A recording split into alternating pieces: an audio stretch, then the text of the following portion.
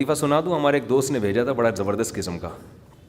ہمارے ایک دوست ہیں لاہور میں, انہوں نے کسی کا لطیفہ بھیجا, لیکن لطیفہ بڑا سبق آموز ہے. وہ ایک آدمی گیا گوشت کی دکان پہ, شاید آپ لوگوں نے بھی سنا ہو, اور کہنے لگا کہ 1 کلو گوشت دے دو.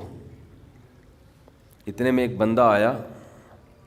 یہ آدمی لینڈ کروزر میں گیا نا, بڑی VIP گاڑی میں, مالدار آدمی ہے. گوشت کتنا لے رہا ہے؟ 1 کلو. دوسرا آدمی آیا, اس نے کہا بھائی 10 کلو گوشت دے دے, چانپیں بھی اور دل بھی, کلیجی بھی, پٹ کا گوشت الگ, بکرے کی الگ نکال, فلانے الگ نکال.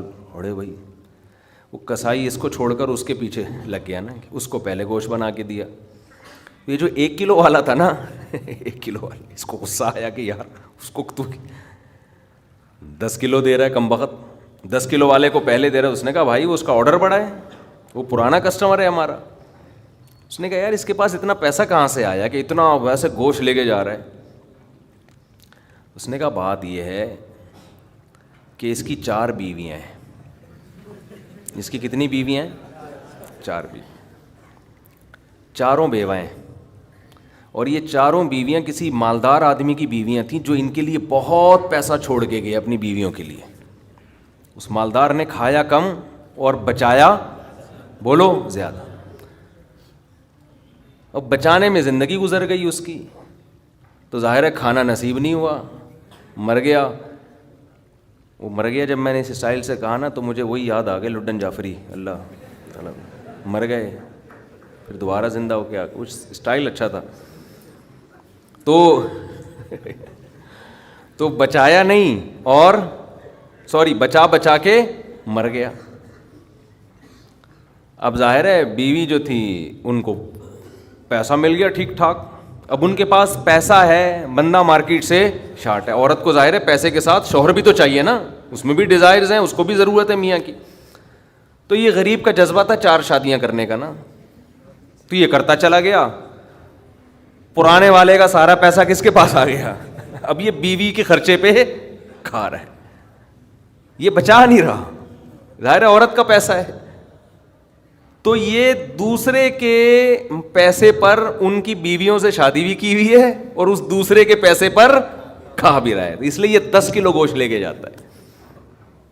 سمجھ رہے ہو؟ اس نے فوراً کہا میرے لیے بھی 10 کلو بنا دے. میں نہیں چاہتا میرے مرنے کے بعد میرا ہوا بچا پیسہ کوئی اور بے غیرت استعمال کرے, معذرت کے ساتھ. ابے پہلے خود تو کھاؤ. اس وقت جو تمہاری حاضر سروس بیوی ہے, بولو تم جب تک میری بیوی ہو تو کھاؤ, ٹھیک ہے نا, تم بھی کھاؤ میں بھی کھاؤں گا. مر گئے تو بھائی وہ اس کے لیے نکاح کا دروازہ, اور جب ہمارے بیانات چل رہے ہیں تو یہ تو اور دروازہ کھل گیا ہے. پہلے تو بیوہ کو رشتہ ہی نہیں ملتا تھا نا, اب تو بہت سی بیوہ ایسی مارکیٹ میں آ گئی ہیں, پیسہ بہت ہے, بندہ نہیں ہے, ہم اپنے خرچے پہ شادی کرنے کے لیے تیار ہیں, کوئی شریف آدمی مل جائے ہمیں. اب تو ایسی بیوہ بہت آ گئی ہیں مارکیٹ میں کہ جی پیسہ ہمارے میاں بہت چھوڑ کے گیا, بندہ نہیں ہے. تو میں نہیں کہہ رہا آپ بیوی کے لیے پیسہ نہ بچائیں, لیکن یہ دماغ میں رکھیں کوئی بغیرت آپ کے پیسے پہ آپ کی بیوی کے ساتھ زندگی گزارے گا, خرچہ آپ کا ہوگا, آپ اس کو پیسہ دے کے جا رہے. تو اعتدال اس چیز میں ضروری ہے. ایسے لاوارث نہ چھوڑو اپنے بیوی بچوں کو, لیکن اعتدال, اتنا بھی نہ دو کہ ہری ہری سوجنا شروع ہو. بچوں کے لیے بھی بناؤ کچھ. خیر, کہاں سے کہاں بات چلی گئی یار. تو جلدی سے بات کو سمیٹتا ہوں, کیا کروں, پھر گھوم پھر کے ادھر ادھر دائیں بائیں جانے لگتے ہیں. تو یہ میں ان لوگوں کے لیے یہ لطیفہ ہے جو بہت زیادہ بچانے کی فکر کرتے ہیں. میں کہتا ہوں نا, آپ اپنی اولاد کے لیے بچا رہے ہو, اپنی اولاد کے لیے بچا رہے ہو, کھا نہیں رہے, نہ خرچ کر رہے ہو بچوں کے, تو بچے پھر جب بچوں کے پاس آئے گا تو وہ اپنے بچوں کی فکر میں بچائیں گے. تو آپ بھی تو خود کسی کے بچے ہو نا, آپ کھاؤ, بولو مجھے اپنے ابا کے بچوں کی فکر ہے, میرے ابا نے میرے لیے چھوڑا تھا, میرے بچوں کے لیے تھوڑی چھوڑا تھا.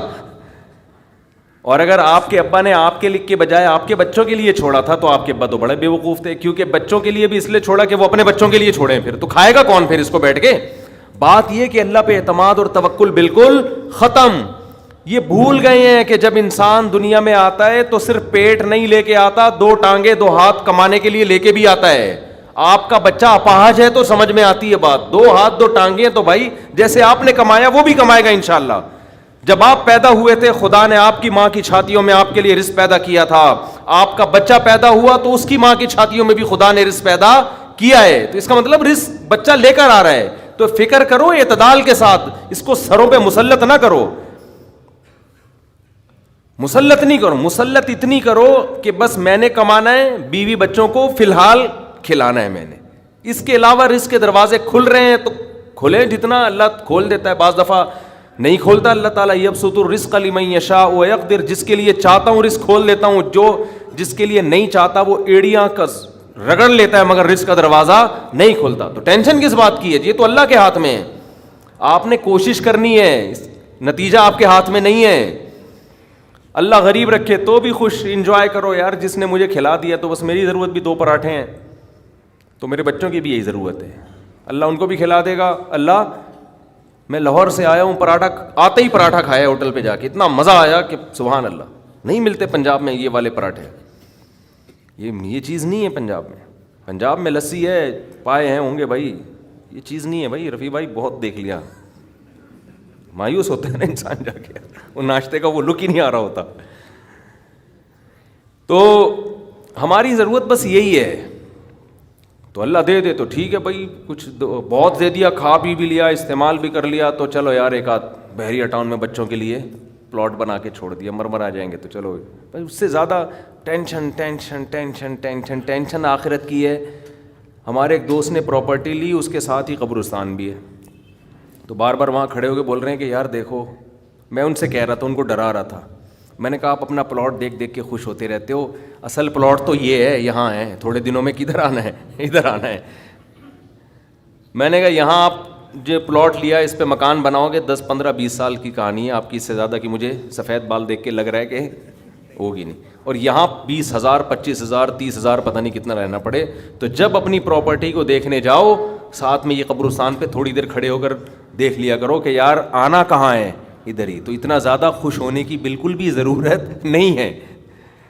اس کی تیاری کیا کی ہے اس قبر کی, اس کی تیاری کرو. اس کی تیاری ہے راتوں کو تہجد, اللہ کے سامنے گڑ گڑانا, نظر کی حفاظت کرنا, حرام کھانے سے اپنے آپ کو بچانا, اپنی اولاد کی اچھی تربیت کرنا. یہ اس کی تیاری ہے اس قبر کی. ذکر کرنا,